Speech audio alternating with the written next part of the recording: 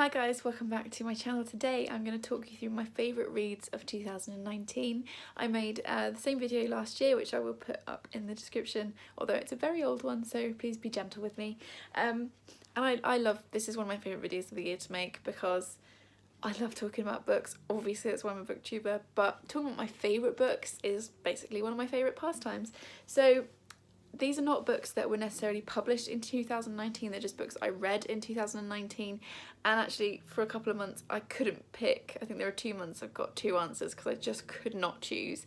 I've read some absolute corkers this year and I've got 14 books to talk about, so let's get on with it. So in January, my favourite read of January was The Last One by Alexandra Olivia. This was recommended by Harriet Rosie Reads, and it's one of the most clever books I think I've ever read.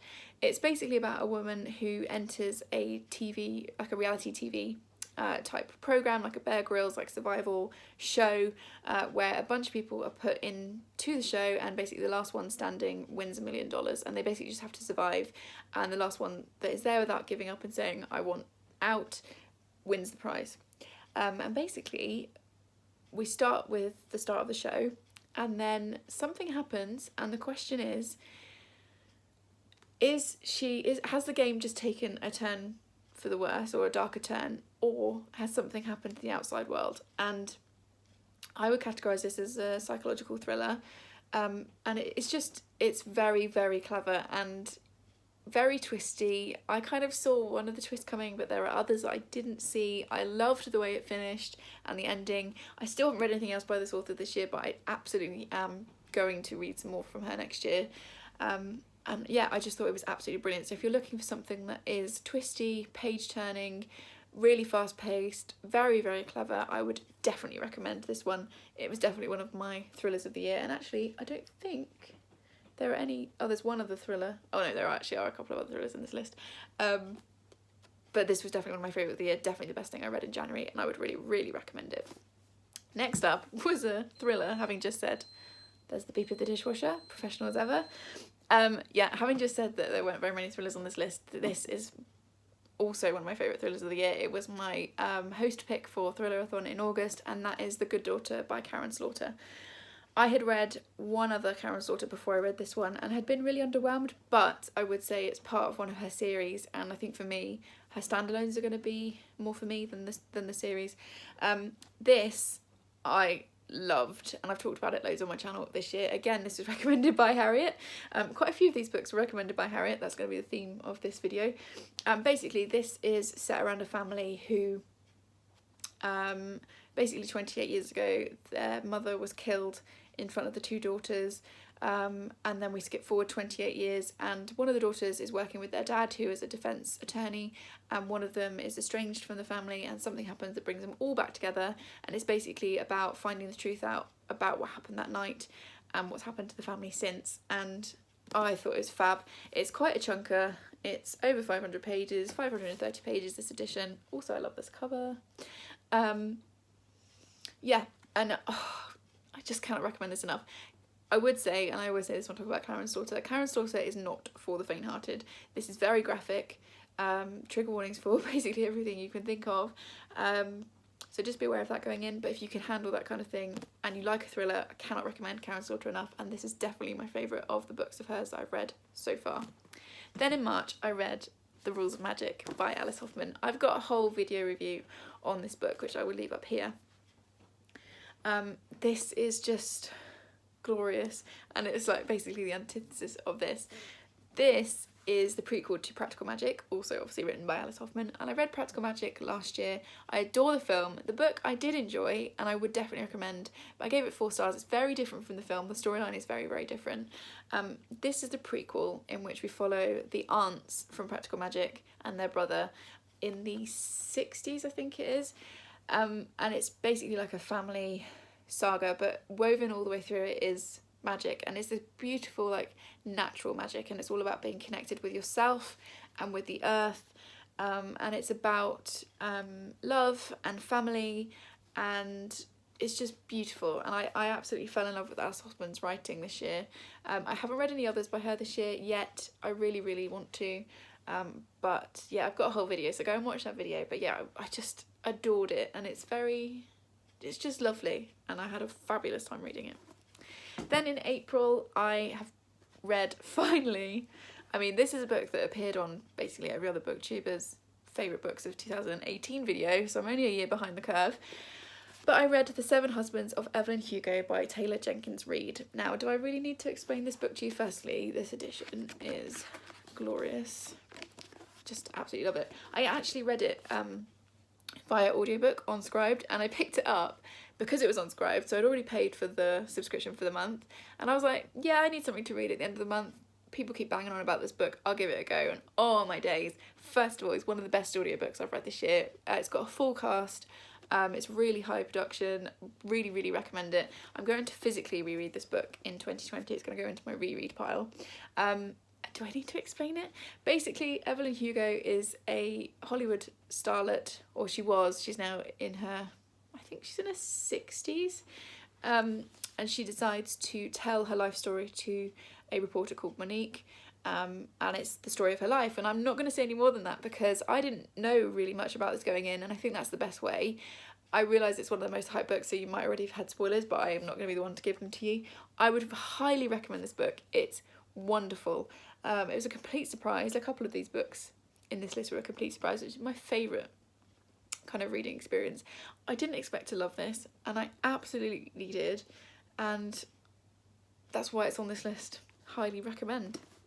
Then in May, I've actually got two books to talk about, one of which I've physically got a copy of, the other one I've actually lent out to a friend. So the one that I don't have is Sweetpea by Cj Skuse. Now, I'm sure you knew that this book was going to come up on this list because it's one of my favourite reads of the year. I've talked about it loads. We follow a girl who has a very normal life. She has an office job, she's got a boyfriend that she lives with, she's got a little dog, and she also occasionally kills people. Now, this book is weird, and it's got a great sense of humour. It's got a sense of humour that fits really well with my sense of humour. It's weird, and it's gross, and it's funny, and it's like inappropriately funny because you're on her side and she's a psychopath who's killing people. And I just found it to be so much fun. It is gory, it is graphic in places, it's definitely not for everybody. I think I've recommended it to basically everybody I know. I've made a lot of my friends read it, that's why I haven't got it at the moment, because it's out for Lend. I've only had one friend who said that it wasn't for her. Everybody else seems to have really enjoyed it, which is great. There is also a sequel called In Bloom, which my mother-in-law is currently reading. And yeah, Cj Tudor as an author is someone that I've definitely discovered as well this year. She's written quite a lot of YA fiction, which I don't think is going to be quite for me, but her adult thriller stuff I am definitely down for. And yeah, I would really recommend that if you've got that kind of slightly weird, slightly inappropriate sense of humour. Then the other book that I read and adored in May was Am I Normal Yet by Holly Bourne. Oh, this book. I read this because it was Nicole's host pick for the first round of Mental Health-a-thon in May, and I ended up reading the whole trilogy, which is really unlike me, very quickly. I think I read the second book in June and the third book in August, something like that.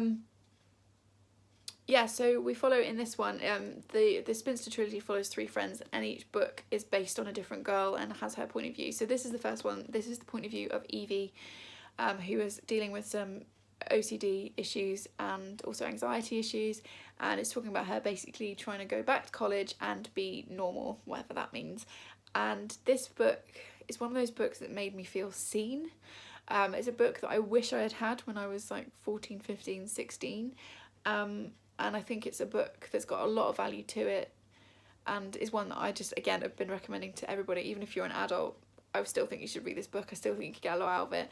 And it's just got, it's also at the heart of it, it's got this amazing friendship between the three girls. I loved the anxiety rep, which I can speak to, is excellent. The OCD rep, obviously I don't have OCD, but Nicole has told me that the OCD rep in this is good, so and it's accurate, so can recommend that. And yeah, it's just, as it says here, it says an involving look at feminism, friendship, and the secrets we hide. And I adored it, and again, I'm definitely going to reread it at some point next year. Then in June, I read Little Women. Ooh, that's books falling over. Yeah, Little Women by Louisa May Alcott. I may have put up my classics wrap up by now. If I have, I'll link it. I've I kind of challenged myself at the start of the year to read 6 classics throughout the year, ended up reading 14, so I did really well with that. And this is one of my favourites. I've got one other classic in this pile to talk about. Oh, this is lovely. This is like a hug in a book. There's also a film coming out. Hopefully by the time this video goes up, the film will be out, and I'm really excited for it. But we're basically following the March sisters. They're all very different. The book is about family, it's about love, it's about being yourself, finding yourself, and then being yourself. And I loved it. Also, this edition is absolutely glorious. I mean, look at the spine. Oh, so pretty. Right, then in July, I read a book that my friend Amy lent me, and her and I do book swaps quite a bit. And it was in the bag that she gave me, and I was a little bit like, I don't think that's going to be for me. So I left it till quite late in the month, and then it turned out to be my favourite read of that month, and it's The Flatshare by Beth O'Leary. This book is glorious. It's a contemporary romance, and therefore probably not something that I would usually pick up. But I just thought it was fab. There's also an audiobook that's narrated by Karin Fletcher, who's a YouTuber. I don't have an Amazon Audible account at the moment, but if I do decide to reopen one in the new year, then I will definitely be rereading this via audiobook. And also I want to get my own copy, because this is Amy's copy of the book, because I just absolutely loved it. And it's basically about 2 people who share a flat, obviously, but it's a 1-bed flat, and so he works night shifts because he's a nurse. So he has the flat in the daytime and she has the flat at night, and so they don't actually meet or cross over. And it's just about their friendship. They start like leaving notes for each other, and then they start leaving letters for each other, and it's about their friendship and eventually their romance. But actually it's got a lot more to it than just a kind of fluffy romance. There's a lot of discussion around mental health. There's some really important discussions around gaslighting and abusive relationships, and I just had a thoroughly lovely time. It did make me cry, and yeah, it really surprised me, and I love when a book can surprise me. So yeah, that's why it's on this list of my favourite reads of 2019. Then in August, I read another book that Harriet had recommended and given 5 stars. And I also loved it and gave it 5 stars. I also won it, this edition, in a Bookstagram giveaway. I hardly ever enter them because I never win, but I saw a friend of mine was doing one, I think for her birthday, and she was kind enough to be giving books away on her birthday, and I won. And so I asked for this book, and she sent me the most beautiful edition. It's out in paperback, so she got to send me that. But she sent me this glorious hardback edition, and let's tilt it so you don't get the glare. The Illumination of Ursula Flight by Anna Marie Crowhurst. And first of all, this is a debut novel, which is insane. It's historical fiction, and it's basically just about the life of this woman, Ursula Flight, in the... Whoa, which year are we in? Actually doesn't say. It's around the time of the... Is it Jane? I should have looked this up before I started this video. It's historical fiction, basically, and one of the things that I love about it, there we go, 1664 it starts when she's born. And she basically wants to be a playwright, but obviously at that time in history she wouldn't have been allowed to. And massive sections of this are, I'm just trying to find one, are done in script format, so it's the scripts that she's writing. And I just loved it. I fell in love with her as a character. I would definitely read like more with her as the main character. I would definitely read more from this author when there are books, when she writes them. But if you love historical fiction, I would really recommend this. Even if you don't love historical fiction, if you just like kick-ass women, I would really recommend this. This has got a fab storyline to it. You're so on her side from the very beginning, just cheering her on. And yeah, it was another book that Harriet recommended that I read and that I gave 5 stars. So thanks, Harriet. I really, really enjoyed this. Plus, this looks glorious on my shelves. This is one that sits face out because it's just so pretty. Right, then in September, I've got 2 books for September, 2 very different books. But September was a particularly good reading month, and I couldn't choose. So the first book, again, will not be a surprise to anybody who's been watching this channel for more than 5 seconds, and that is The Testments by Margaret Atwood. I've got a whole reading vlog for this, which I will put up there. Right, This book I know has been a bit of a Marmite book for people. For me, like I said in that video, I have been waiting for this book since I was 16 because The Handmaid's Tale is my favourite book of all time, and so I was nervous for this book to come out, I was excited for this book to come out, and I loved it. It's definitely one I will reread next year because I'm well aware that when I read it the first time I was very much caught up in like the excitement and the hype of it. So I do want to go back to it when I'm a bit calmer about the whole thing. But this is set 15 years after the end of The Handmaid's Tale. We get 3 perspectives of various women that are living in or are connected to Gilead. And that's what I'm going to say on it. I thought it was wonderful. I know it's had a lot of mixed reviews. But as a diehard Atwood fan, I really enjoyed it. I liked how accessible it was and how easy it was to read. I liked that we got a wider view of Gilead because in The Handmaid's Tale it's very narrow because Offred's view is very narrow, and I liked that she opened up the world and helped us kind of look around it a bit more and get some of the backstory, and for me it was a really positive reading experience. I also adore this cover, and yeah, I loved it. It was one of my favourite reads of the year, so there we go. The other book that I read in September and loved is very different, and it also is the only non-fiction on this list, and that is Unnatural Causes by Dr. Richard Shepherd. I buddy read this with Nicole from Beautiful Chaos of Books and Simone from Me, Simone and I. It was our first buddy read and it was very successful. Had a great time reading with them. And this is basically his memoir. I guess it's a memoir of being, as it says on the cover, the life and many deaths of Britain's top forensic pathologist. This is not the kind of thing that everyone will want to read, but I really enjoyed it. He talks a lot about death, the process of death. He talks about death as a process, like the way that the body shuts down, which was really interesting. He also is also interwoven with his kind of life story from being a child all the way up to where he is now. And I just found it really interesting. I found it really accessible. The writing is really good. I gave it 5 stars. I thought it was interesting. It's something a bit different and I would definitely recommend it. And then in October I read The Chalkman by Cj Tudor. This was very kindly gifted to me by Laura from what everyone else was reading. She sent it to me for my birthday. I was just looking because I always keep like the Amazon note in the book, so I know who sent it to me. She sent this to me for my birthday and I picked it up pretty much immediately and read it. First of all, this cover is just lovely. So this is set in the UK in the 80s, a bunch of kids riding around on their bikes, which is why it's been compared to Stand By Me and It by Stephen King, and also Stranger Things, the TV show. It's got definite vibes of that, but for me I love that it's set in England. And it's just about a bunch of kids who use the Chalkman symbol to kind of leave secret messages for each other, and then a dead body turns up and it basically goes from there, and it jumps from the 80s when this murder happens and then it flips forward in times when the kids are grown up and they're sort of finding out the truth of what happened. And I really liked it. It's creepy, it's tense, it's got great pace. I really like the ending. I did work out what was happening, but because the writing was so good I didn't care and I still gave it 5 stars. I still need to read her next one, which is The Taking of Annie Tudor, I think. That's definitely on my list for next year. But yeah, I really, really enjoyed this. It's blurbed by Stephen King and Lee Child on the front, so you're not going to go that far wrong. And Val McDermid on the back. So if you like thrillers, I would really recommend this. Yeah, it was just a fun read that I really enjoyed. Then in November, I read my favourite book in November was also my favourite classic of the year, and again, if you've seen my classics wrap up you would have seen me talk about this already, but it's Goodnight, Mr. Tom by Michelle Magorian.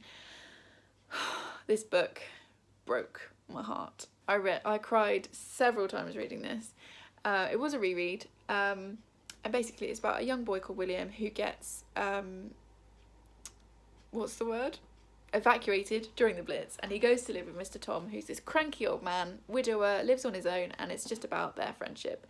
But I do need to give a warning because William has come from a very abusive home, and there is discussions of abuse in this book, along with suicide and death.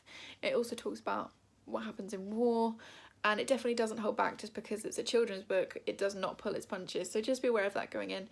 But it's just this most beautiful tale of friendship and love, and how sometimes you can find your family outside of your Bourne, like your natural family. And yeah, I love it. So it's definitely my favourite classic of the year, along with Little Women. Like, the two of them are definitely in a tie, and definitely one of my favourite reads of the year. Would really recommend it. So please, if you haven't read it, you really should.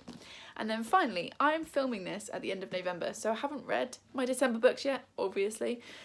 So I don't have a favourite book for December. So what I thought I would do is, in the description, I will put, once I've read my December TBR, I will come back in and put my favourite read of December. But my prediction, based on the TBR that I put together for myself, is that The Toll by Neil Shusterman will be my favourite read of December. Now, it's a chunker. It's over 600 pages. I'm going to be body reading 635 pages. Oh my. I'm going to be buddy reading this with Nicole and also Gloria from Gloria Violet and the Neverending TBR. Gloria and I buddy read the second book in the series, and I will leave my vlog up there a couple of months ago. And then we wanted to buddy read this one as well, and Nicole also wanted to read it, but her birthday's the 1st of December. She's asked for it for her birthday, so I've had to wait until the first week of December to read this, which is fine. So we're going to be buddy reading this. This is the third and final book in the Arc of the Scythe trilogy. I'm hyped for this.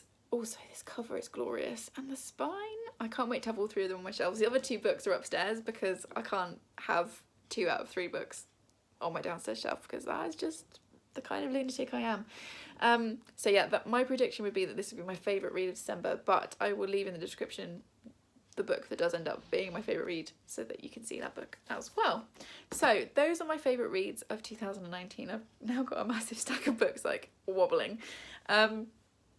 Please leave me a comment down below with what your favourite read has been of the year, or your you know, a selection of your favourite reads of the year. I cannot pick one book out of these. I refuse to. But these are my favourite reads of the year, and I've had such a great reading year, and I'm really excited for 2020.